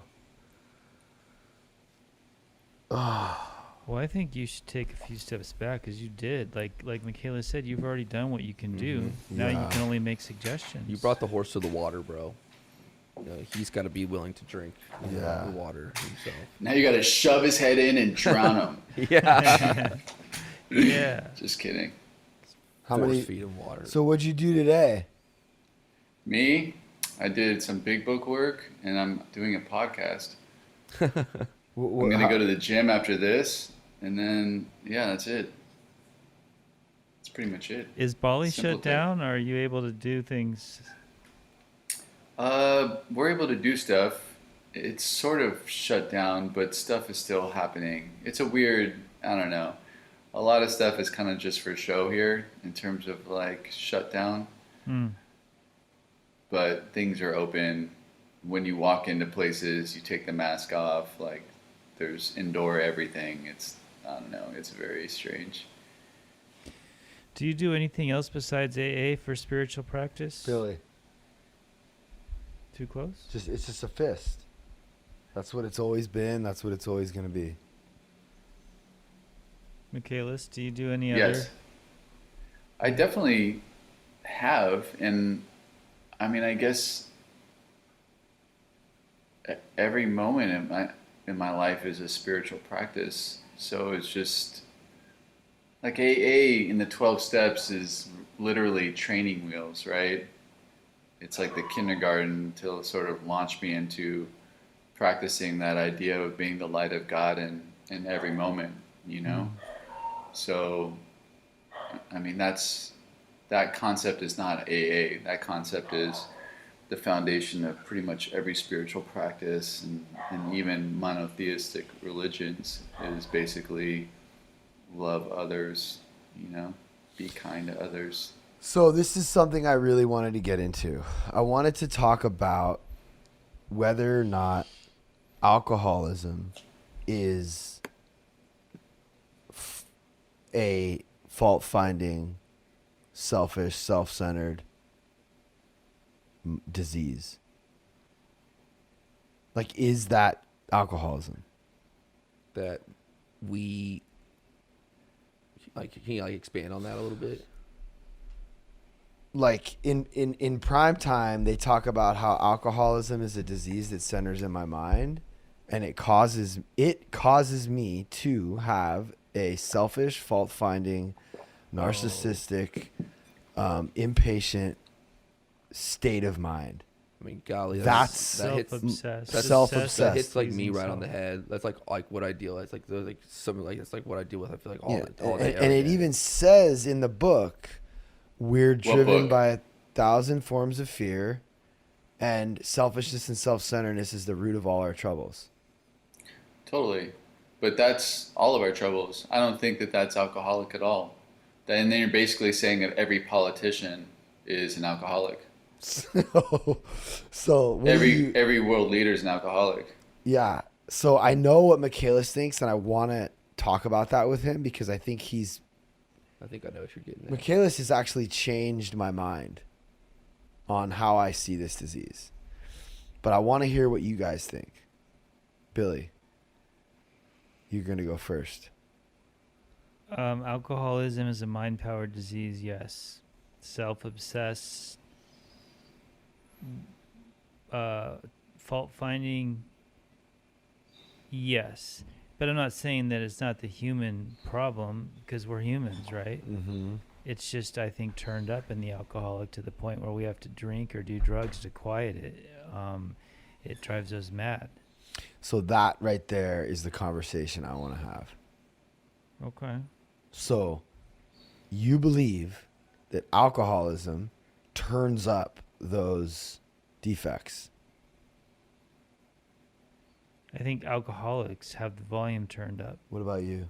Yeah, I mean, like it says, you know, people always say like I felt like I had alcoholic tendencies when I was like 8 years old. I never felt right. I never felt comfortable. I never felt like in place. I like, you know, and like I was always searching for some way to like escape, whether it was through video games, whether it was through sports. I could never like sit still and be like content at all. So I used to agree with that, and not to be blunt, but the reason I'm bringing this up, Michaelis, is because I think it's a really big misconception, and I want to try to clear it up. That's not true. Who? Blasphemy. Me or him? Heretic. The fact that alcoholics experience these defects at a higher level than normal people is a false statement. Correct? Yeah, man, we're trying to own everything because we're so fucking special. It's really crazy. It's a major, and I've contributed to this misunderstanding of this disease because all those same But character then like, traits. why did I seek? Oh, sorry. Hold on a second. All those same character traits exist in all people. Some more than others, some less than others. Alcoholism is a physical allergy and a mental obsession when it comes to alcohol. That's it. No more, no less. But we want to make it this other thing. And we want to be so special. And we want to say, oh, we got the volume turned up and that's why we drank. But not everyone. Not Tim. Tim does not have those character traits. He actually doesn't resent you. You thought he was lying or whatever, but he actually does have an optimistic viewpoint on the world. He really does. Is he still an alcoholic? Yeah. Are there other people like Tim? Yeah. Well, and then there's also lots of normal people who struggle with all those things too, who are not alcoholic, who struggle with self-centered thinking, who struggle with self-centered fear, who struggle with all kinds of things, you know, and this is what they're labeling as mental illness these days, you know, which a lot of people are just going to see psychologists and psychiatrists and getting handed out pills for. When it says in the book that we are in fact mentally ill, now I don't know if it's 12 and 12 or the big books because I don't know, but No, it says that we're ill in the big book. We just went over it. so we're mentally ill, then the illness is the obsession of the mind to drink or use. Yep. Right, Yeah. Michaelis? But it's to understand what that means, yeah, but like the obsession is the ability to believe a lie. It's just basically that our brain tells us that we don't have the physical allergy, but And that that's doesn't have the- anything that's- to do with And the other that stuff. and that is what it's limited to. That's what when they say we have a mental illness, they're only referring to Yeah, but how we see the physical allergy. maybe you're simplifying it because there's no separation between obsession, ego, and all these other things in neurosis. They're all one and the same, or they're all combined and attached. So I think prime time is maybe just expanding on the simplification of the obsession, because the obsession is in the mind. And the mind is not just obsession. Obsession, for instance, if you stop drinking, you could become a sex addict. You know what I'm saying? Or if you stop that, you could be a food addict or whatever. You know what I'm saying? Not really. But yeah, I mean, I understand like the words that are coming out of your mouth, and I have experience with, having lust issues and gluttony issues in sobriety. But I guess I don't really understand beyond that. Okay, let me try to get this. So alcoholism is solely the obsession of the mind, which is the ability to believe the lie that we can drink like normal men, or at least drink and have a good life. And we'll do that again and again and again until we die a miserable death. Sure, that's So enough. I mean, does it have to be more? I mean, it doesn't really have to be more than that, I guess. But No, but it's a misconception that it is more. So- I just want to clear that up, dude. It's very, very important. yeah, I'm gonna have to like ponder that one for a Well, little no, while. but this is what we're talking My about, bro. wheels Like- turning so hard right now. I No, got like this is- 900 questions. Well, no, it's really simple actually, and this is like a I big. I understand. So I'm saying like when it comes to like what I've experienced personally, Well, or well, see, here's the thing: is because you have a physical allergy to alcohol, and this mental obsession that tells your body you don't have that physical allergy, you've drank and used, therefore stunting your growth emotionally, and probably making you more selfish, self-centered, and narcissistic and impatient because you're like a child, yeah. right? Does that make sense, Michaelis? Well, yeah, I mean, the sense that like how many times and how many years you said fuck it with drugs and alcohol. And I'm talking about like fuck it in terms of growth, right? So the When alcohol. you practice that for so many years, it just becomes your character. So the know? alcohol and drugs have like accelerated or stunted those emotions in you, but those emotions in you are not alcoholism. Alcoholism has just It's amplified those emotions. a lot. Alcoholism I can see has has made the spiritual malady that exists in all people like more gnarly in you because of your lack of growth and your lack of discipline. Right. So if you Wow. continue to turn to fixing your Dude, problems, like your This emotional guy is problems like- with drugs and alcohol, then you never actually fix them. So they just compile and compile and compile. But it's important to this is very, very important. And I just want this, if Kaya or Wickham is editing this right now, I want you guys to have this be the clip that we're going to use. And I want this to be something that we post. It's important to understand that, because I've been saying for so long that alcoholism is this. It's selfishness, self-centeredness, it's impatience. And Randy talks about it too. I can't wait to have Randy on and talk about this with him but it's actually not. It's really simple. It's just a physical allergy and a mental obsession. But when we use and drink because of those things for so long, we become like children emotionally, which children are impatient and selfish and self-centered and like little babies. So it's like, yeah, now those character traits exist in all of us, but those character traits are not alcoholism. They have nothing to do with alcoholism, actually. They're like, those are traits of like a spiritual malady. And that spiritual malady exists in everyone. The big book went the thing that's so cool about the big book is it talks about alcoholism, mental obsession, and physical allergy, but then it goes further and it goes, you know what? We're going to teach you how to live a life. We're going to address this spiritual malady so that you don't have to drink anymore. But the spiritual malady that the book of Alcoholics Anonymous is addressing has nothing to do with alcoholism as a disease of the mind and body. Does that make sense? That's why you always say AA would work for normies too. Like in that sense, because 100%. Because it's treating the spiritual malady. Right. I don't know if you're not paying attention or if you don't care, or which one is it? Or are you not following me? I'm following you. I'm just trying to see if you're full of it or not. I'm trying to figure it out. I'm not like. Because I'm only regurgitating this. Yeah, very, no, I very- understand, but so you're saying all these 12 steps are not to treat alcoholism, they're to treat the effect of the spiritual malady. Because why would we be treating character defects and ego and all these other things if they weren't part of the disease?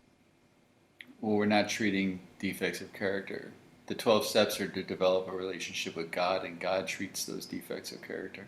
Right. So basically the 12 steps are to remedy the spiritual malady.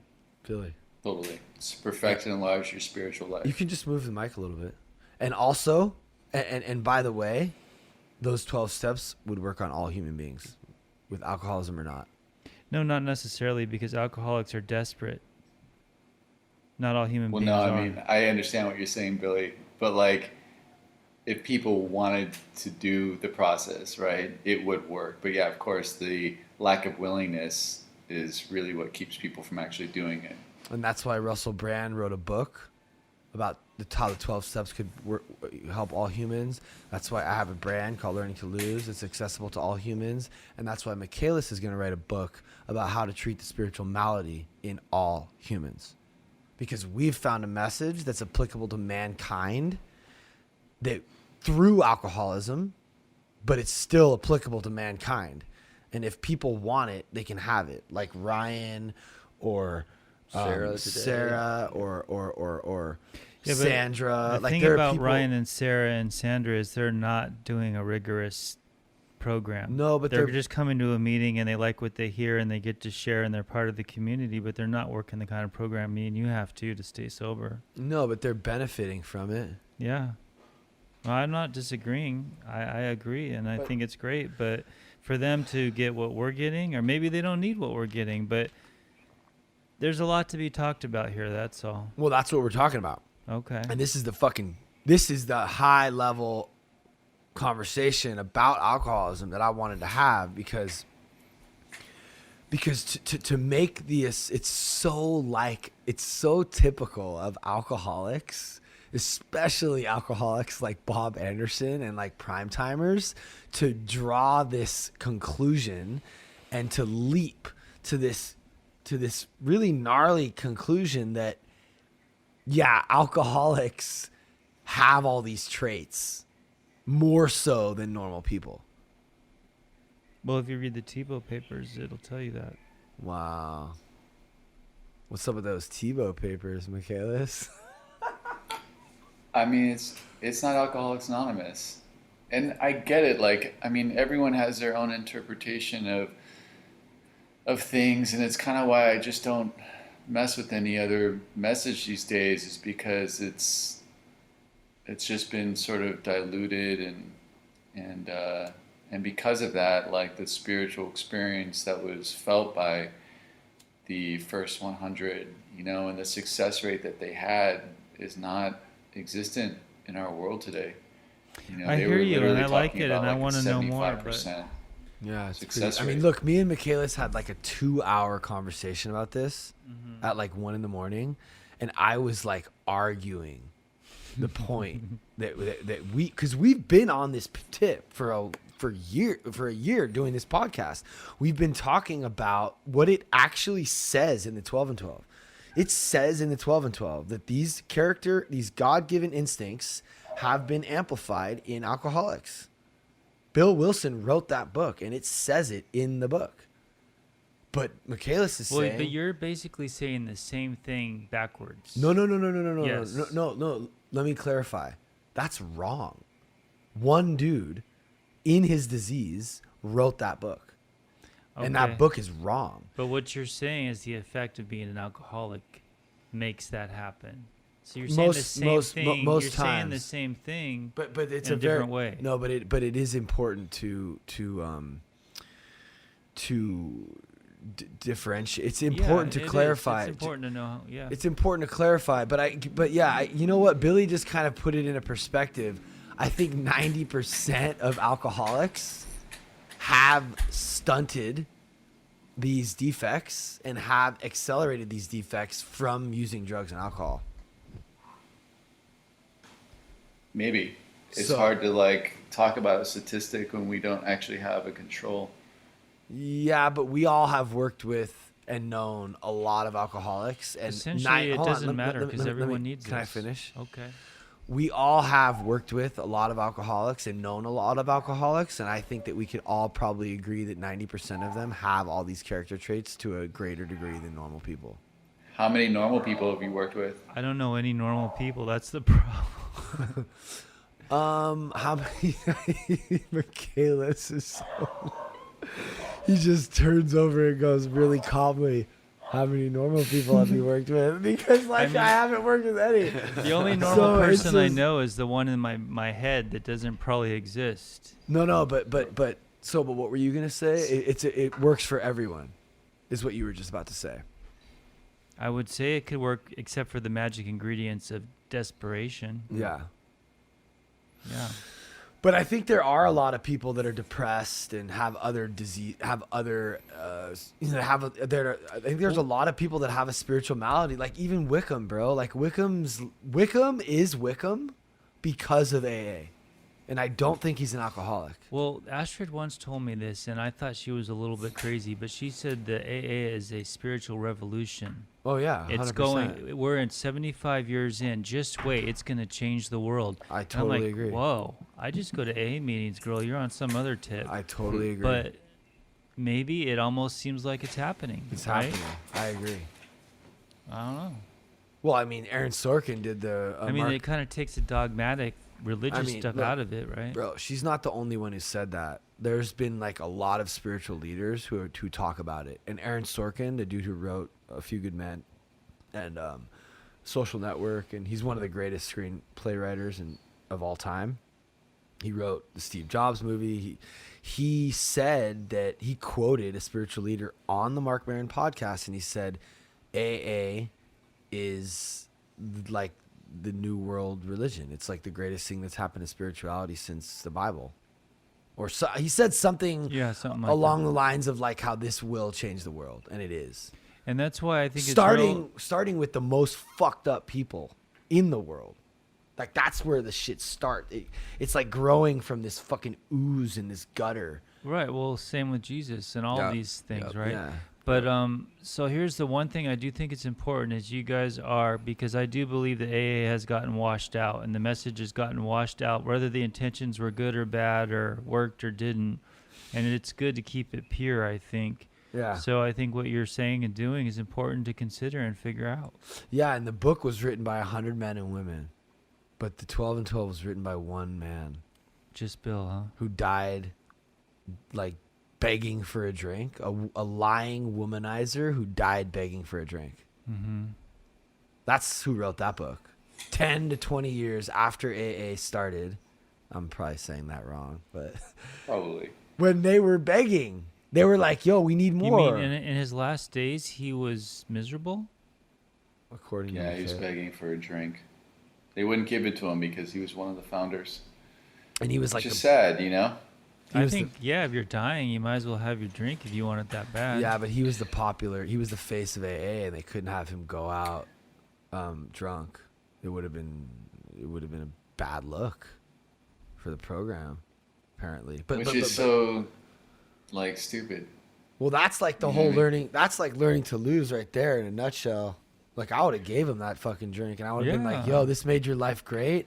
And the fact that you're like drinking at the end of it is just we need to get clarity on why, and it's probably because he wasn't really working a program. right, Michaelis? The program, yeah. Yeah. Well, if I but was Dr. Bob dying- was. If I was dying, I don't think I'd want to use because I want to meet my creator pure. Wow. At this Yeah. point, Yeah, I just think that like it's just it's just interesting because everybody uses the 12 and 12. The 12 and 12 has become like the guidebook. It's like the fucking cliff notes of AA, and it's like this dude wrote it because all these like needy, unsatisfied alcoholics were like, we want more. It's like, why just do what works. so you're saying throw out the 12 and 12, What? throw it away? Well, I don't know. Let's what do you say? You saying throw out the 12 and 12? I mean, I don't think we have to be Nazis about it, but like, you know, I think it's good as supplementary literature. It's fine, but I don't think the program of Alcoholics Anonymous is in the big book, and I think that people. No, you think you don't Yeah, he think said it wrong. you don't think the program of Alcoholics Anonymous is in the 12 and 12. No, the program of Alcoholics Anonymous is in the big book, Right. right? So That's where it is. The That's 12 where it and started. 12 seems easier to people because it kind of plays into that human idea of what the steps are like, which is, okay, cool, I've done step 1, check. I've done step 2, check, right? All the way through 12, and then you've graduated and cool, you know? But, and that's how people, it's like that whole control of like, this is where I need to be at, and that's where people start asking like what step I'm on, and this is, you know, like seeing that progress, that weird competitive edge that you hear in like meetings, but it's not about any of that, you know, and the process is not that linear.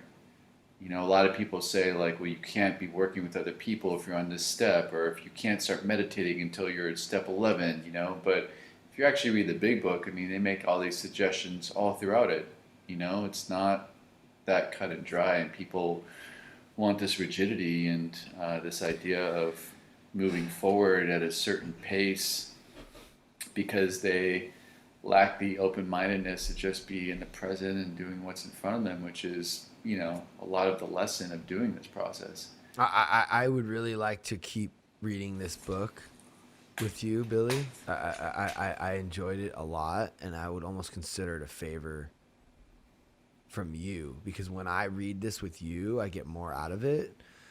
Like, the magic doesn't happen until I'm showing someone what he showed me. And I'm trying to do it with Prosser, and I'm trying to do it with Mikey, and I'm trying to do it with Woody, but I'm not getting as much. And I know you're probably going to think this is stupid, Michaelis, because you think that when I do it with anybody, it's amazing and profound and its own unique experience. But I just want to say that when I do it with Billy, I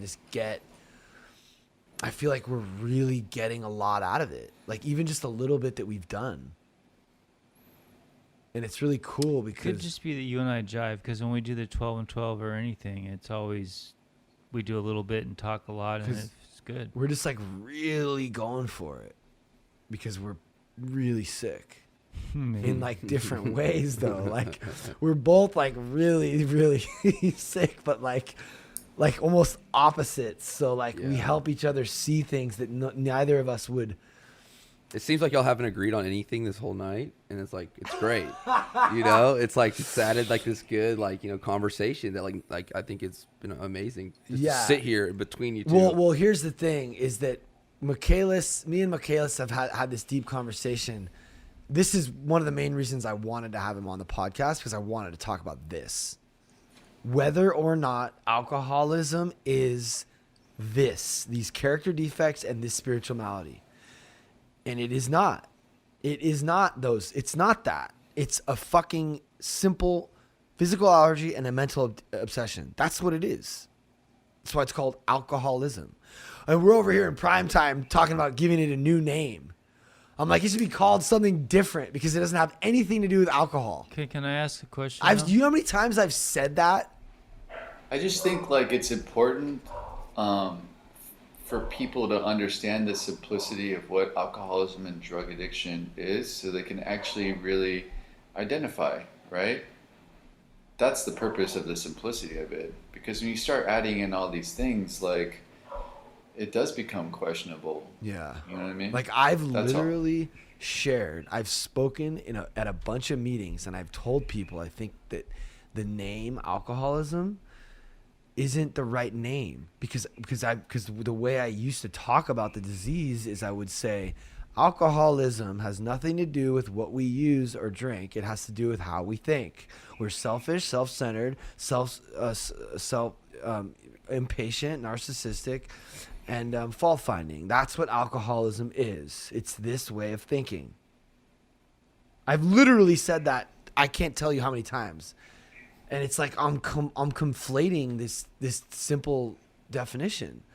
Those are character traits that occur once you stunt your growth emotionally and you use and drink over a course of however many years, but they're also traits that exist in every human being. And who the fuck am I to say that we're so special that we have them turned up in us? Like, what the fuck, dude? You see how it's almost like we've Okay, let me warped ask it you a because question. we're so selfish and self-centered and narcissistic. So what you're saying that if I've lost my obsession to drink and use, does that mean that I'm cured, or that I'm recovered? Well, the mental obsession would have you believe that. Well, I don't have a mental obsession to use or drink. I What is obsess the on other mental- things, but all what humans is it- do is what you're saying. So am I recovered at this point? I'm not. Wait, hold on. Well, You don't have actually, a mental. what What is is what is a mental obsession? First of all, to you. It's to believe a lie, and to believe the lie that I could drink and use safely, or yeah, basically, Okay, cool. So you've treated that, right? yes. For now, Okay, for today. Yeah, totally. So if you go a period of time without treating that, again, it will creep up on you at some point. But you around drinking and using. Now, humans themselves also have mental obsession, not necessarily pertaining to drugs and alcohol. And whether they had the mental obsession around drugs and alcohol, if they don't have the physical allergy, that doesn't make them an alcoholic, right? So the physical allergy is really the first defining factor that makes an alcoholic or an addict what they are. Can an addict have a Right. physical allergy too? An addict? Yeah, Yeah, of course. because I think I was a We're talking- marijuana addict. We're for talking about a drug years. addict, right? I yes, definitely have a physical yes, allergy. we're and talking I'm a ab- drug addict. yes, Yeah. we're talking. There's no about a difference drug between addict. an alcoholic and a drug addict according to the big book Alcoholics Anonymous. In fact, when they talk about the description of a true alcoholic, what they're talking about is a guy who drinks but also takes sedatives. So drug addiction and alcoholism were under the same umbrella back in the day. And it only separated because of that same bullshit that kept a drink out of Bill's hands when he was on his deathbed, which is people trying to fucking look good, you know? But all that stuff was not the way it was originally written in the big book. It was all the same. But I will answer Billy's question. Yes, you have recovered. And the big book was written by 100 men who have recovered from this seemingly hopeless state of mind. And we can recover, and we are It recovered. does say that. It does. We are. Yeah. We have recovered. But if we don't, It also continue- says that sanity will return too, right? It also says that we'll be able to depend on our thinking, yeah. which is a lost message as well. I really want to You have know? Cowboy Brian on because I've been listening to Cowboy Brian's podcast. You know that guy Billy that we had on? Do you remember him? He like really goes for this too, and he is like on the same tip. Like this whole idea of us being insane and like mental defects. It's like very. I have my book here. What was that noise? Oh, that's a gecko in the background. Oh, When he's- what? Are you serious? So what happens is totally gecko? like when the myth around geckos is that when you hear them make that sound, that means that what they just heard was the absolute truth. Wow. Which is that we have recovered and we have. Well, and it we says have on been- page 87, nevertheless, we find that our thinking will, as time passes, be more and more on the plane of inspiration. We come to rely on it, right? And that's something that Cowboy Brian was talking about on his podcast. It's like the sarcastic big book guy.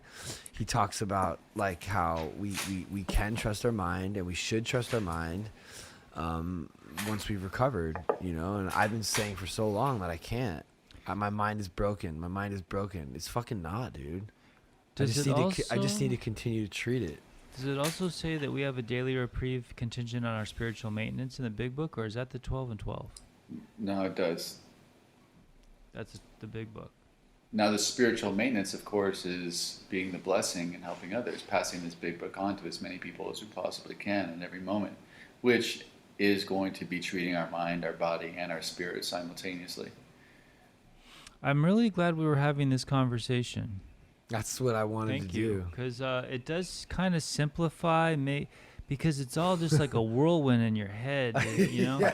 Like I feel a lot of like hope from hearing this. I feel like very hopeful. Like that's what I'm feeling right now. Plus the The gecko book backing is it helpful.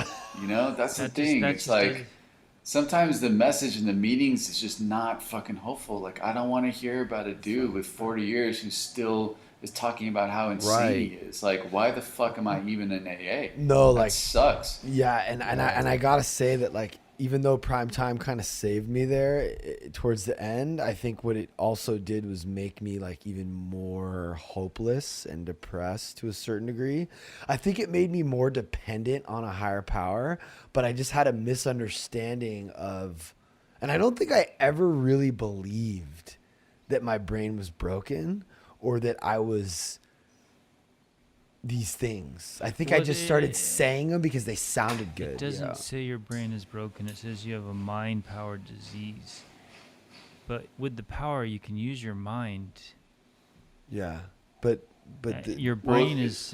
But the way they define the disease in prime time is like selfishness, self-centeredness, fault finding. And they do a whole qualifying of alcoholism in action, which can be, some people just do that and they never really get into recovery. But it's useful. It's had its place. Like you said, you found your place there.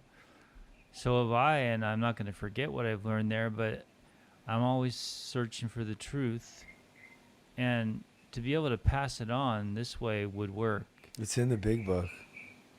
Well, it changes everything. It changes like the whole sponsor-sponsee dynamic, which is awesome. It makes it really easy, and like for me, it's just been like so uplifting and drama free because I have like the book at the center of the message, and it's not like some long ass like therapy conversation where I'm like, taking the credit for my own message and getting my pride involved with all that stuff, and which leads to expectation of people like following direction and frustration, just all that stuff just goes away, and it's really just about, okay, cool, I'm using this tool right now to connect to God and to my divine purpose. It talks about, sorry. No, I'm sorry. Keep going. Oh no, I was just saying, like, it's really clear in the big book about what God's will is too, which always seemed very enigmatic to me, And what they say is God's will, or God's thinking, which is the absolute opposite of self-will, which is, our thoughts, is how can I best serve thee? Which is basically how can I best serve God? They said that's the proper use of the will. That's how we need to align our thinking. And like what you said, Billy, before, like the jumping off place they talk about in the big book of We Agnostics is, okay, cool, am I choosing to believe whether God is everything or God is nothing? And if God is everything, and that was what my choice was, then God's will is how can I serve this moment that's being presented to me right now? And that's it. It's that simple. Yeah, and I also love the simplicity of, I have things highlighted and underlined, and I've even taken it one step further, which is I'm writing things in the notes that I'm having people I do this with write the same things in their notes. So it's literally, you know exactly what you're doing. You're reading it right from the book, and each sentence it can spawn a conversation, but it's not like, I think that there is a lot. I always was a little bit unclear of what I was supposed to be talking about when I was going through the 12 and 12. I feel like there is a lot of, like he said, like there's a lot of self and ego, and like, and it's a lot of it is open to interpretation. Like how do you do step one? Like how do you do step one out of the big book or out of the 12 and 12? You just read that paragraph, that little chapter, and that's it. that page and a half, and you send them away and have them write about 10 ways that they're powerless and 10 ways that their life is unmanageable, and then you sit and you have an hour and a half discussion about that stuff with them. I mean, that's basically the idea of how it used to be done when I did it, you know, and that to me is cool, but I mean, where's the program in that? And where is learning about what powerlessness actually is and what alcoholism actually is? I mean, to admit that you're powerless over alcohol, I mean, you have to really have an understanding of what the physical allergy is, you know, because that's the powerlessness aspect. I mean, does it even explain really what that triangle stands for and symbolizes? No. Anywhere in the 12 and 12? I don't know.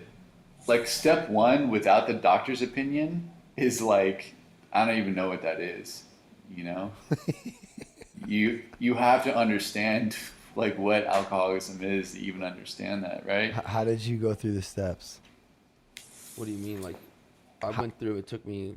What, did you do it through the big book or the Big book? Absolutely. Starting from reading the very start, I read through the whole thing. You know, with who? this guy named Alan Libas. Did he have you underline and highlight shit? Oh yeah. My 4th step took a month. Wow. You know, it was thorough. Very thorough. I can't remember how far we got that first time, Michaelis, but I can't either. It was a long time ago. You know, I was curious. I was talking to this guy at this last sober living house that I was working at, and he was talking about how his sponsor told him that he wants to run him through the steps in 2 months, and you know, so that he can start, you know, sponsoring people. And I thought, and it felt a little off to me, but I didn't, you know, I don't know, like, you know, this guy had some years on him, like, you know, and he had sponsored up, you know, quite a few people, so I didn't, you know, who am I to say that, like, what he's doing is wrong? But, you know, the guy only had, like, you know, 4 months of sobriety, and he was, like, wants to have him, like, in month 5 of sobriety, I mean, sponsoring dude, people. you It just can't, seems... how are you going to argue with the fucking big book? How are you going to argue with what it says in the book and what Bill was doing in his first 60 days? He had to work with others. He had to work with others right away to stay sober. So if you can, I mean, if you can do the steps in 60 days, then cool. But like, But you have to understand, like, how people worked with others then versus what they do today is different. Like, sponsor comes with this, like, whole connotation of, like, this person is almost like your guru that you go to for advice on what directions to go in your life, you know? And that's not what sponsorship was then. Yeah. Did you know that? Do you know if they use? Do you know if the word sponsorship is talked about anywhere in the big book? Billy. Didn't it talk about like a spiritual guide or something? They don't say sponsor, no. They don't say, they don't say The- sponsor, but they talk about... But hold on, the actual word sponsor does not appear anywhere in the big book. Mm-mm. Is that insane that we have just? What are we doing? What I tell you what we're doing. I'll tell you what we're doing. We're conflating, and we're like ruining yet another amazing thing. The same way we ruined Christianity. Yeah, it's like what they're doing to AA is they're like creating like the denominations of the church in a sense. Well, you know? this idea of a sponsor is like totally like ego. It's like an ego thing boost. Like, raise your hand if you're willing to sponsor. I'm fucking cool. I have the most sponsees. Like, I'm fucking. It's like, dude, everyone's supposed to be working with other people as much as possible. I mean, that's what I'm getting from it, Michaelis. And it does feel like more right. It feels like, here's the thing, is I went into this with Michaelis, you know, after being a devout prime timer, like fucking thumping. I'm like, I talk about this shit like so. I dedicated my whole life to like this idea that I'm selfish, self-centered, and fault-finding, and so I was very attached to that idea. But you are. So yeah, so is everyone. Yeah. You might be more than others, though. Whatever. That's not the point. The point is that I have an open mind, and I've been shown something new, or not new, but like something. I've been shown this, which is from Michaelis, which is the actual book, and he's describing shit to me that makes more sense because I'm actually willing to listen and have an open mind. I just don't want you to abandon the selfish, because it does say in the big book that selfishness and self-centeredness is the root of our trouble, and it is important. For sure. Just the way you approach it, fine. You can do it differently, but it still needs to be addressed. Yeah, I mean, well, the 12 steps do address that. I mean, that's what they do. So the way the big book addresses is, it says take other people through the big book, as many as you possibly can. The only way that we can beat selfishness is through selflessness, and we need to act our way into that, right? So we need to set aside hours of our day, chunks of time. And in fact, they say strenuous work when alcoholic with another, right? So that means as many people as you possibly can, devote all your spare time to it, to taking people through the book, right? So just like with anything else, with repetition and consistency, like that's where that shift comes from. It's not coming from identifying where you're selfish, you know, like it's going to come from actually practicing selflessness. Well, And that's how it's going to permeate through everything else. I don't know if I agree, because putting that into action, but there's also times where you have relief from selfish thinking, and there's people who aren't in AA that you can be unselfish to as well, or selfless. But I hear what you're saying, but I've never gotten relief from selfish thinking. What does that mean? No, selfless. Like you may not be working with somebody, but you can have a prayer or talk to God and see, oh, I'm thinking selfish. Like you can have the realization, and then that would be selfless. And maybe you're hanging out with your grandma who isn't in the 12 steps, but you can still act Totally. So lovingly rather than selfishly. They talk about service in general helping like treat the spirit or perfecting, enlarging our spiritual life, right? So yeah, absolutely. Any kind of service, no matter what, is helpful. That's what we're here for. That's how we connect to God. The thing from my experience is that like because of my human condition, it's not natural for me to be selfless. I know. You know? That's just how I am. So I need to have something to practice that. And because the reality is I can't like necessarily pull a selfish thought or a selfless moment into my day every single time that I need it. Yeah, You know, and what on you're my saying, own, I need to have a practice that like pushes me into that I'm consistent with, so that it starts spreading out into all my affairs consistently. Right? what you're saying is in my entire sobriety, I have not done this at all. So I've been completely selfish. I'm not saying that you're being completely selfish. I'm sure you felt reward, and what I mean reward is like felt good at the times that you were selfless. I'm just saying that I'm sure it's been challenging for you to maintain a consistent selfless attitude and thinking throughout your time, which is, I'm sure, created unmanageability in your life, just like as it did for mine. That's probably why it took so long for me to get where I'm at, I guess. But also, like, I think that it's just, it's just the best, like, solution, and it's like the easiest. It's the root. It's where it all came from, and it's like it's how we treat the disease. Right. That's it. And it's like, since I've been doing it, it's made it a little bit easier, and it's made it a little bit better, and I'd like to do it more. The first 10 years of my sobriety were spent not working the program this way. They were spent doing the program in all the other different ways, from 12 and 12 work to Big Book Awakenings to Prime Time to all different stuff, right? And because of that, I didn't have that spiritual experience, that personality change, the change from selfish to selfless, consistently. That didn't mean that I wasn't of service at times and all that stuff, but I also had times of like really deep frustration and lots of anger and lots of worry and fear, But since I've been doing this process, slowly but surely, I don't really feel those things today. That's just not my experience. I'm not afraid of anything today. I'm not depressed today. I'm not anxious about stuff today. You know what I mean? Like, I'm really feeling good, you know? Yeah, no, I hear you. You're keeping it simple, and it's right there, and it's been there from the beginning, and we should practice it as much as possible. Yeah, but like, are we willing? Like, I need to make.